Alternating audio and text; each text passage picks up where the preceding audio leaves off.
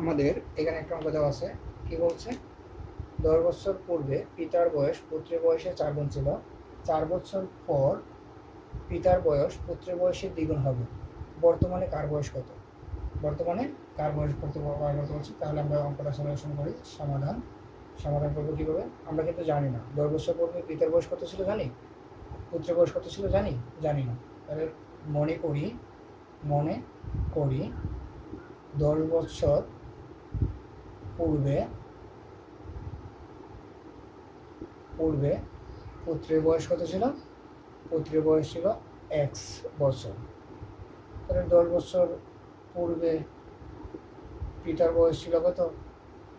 4x। কত বছর 4 গুণ ছিল, 4x বছর।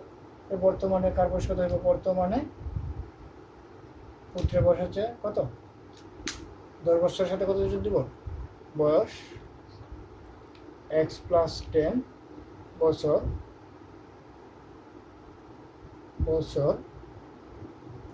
পিতার বয়স কত হবে? বর্তমানে পিতার বয়স হচ্ছে কত?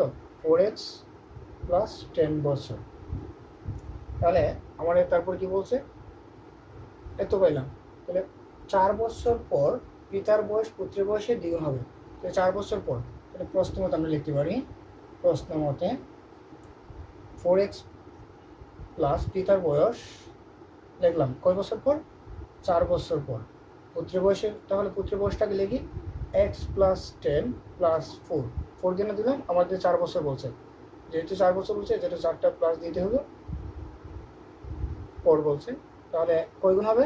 দ্বিগুণ। কয় গুণ হবে? দ্বিগুণ। তাহলে এখানে আমরা x এর মানটা বার করি। 4x + 14, এটা হচ্ছে 2x প্লাস 14 দুগুণে 28, 14 দুগুণে 28। তাহলে এখান থেকে x এর মানটা বার করতে পারি। এই পাশে x নিয়ে আসলাম, 4x - 2x = 28 - 14।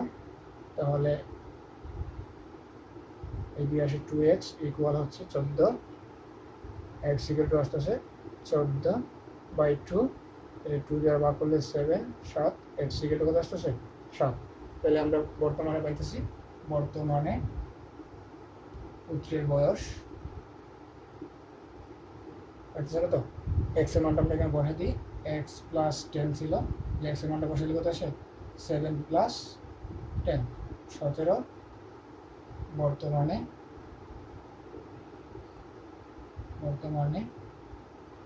পিতার বয়স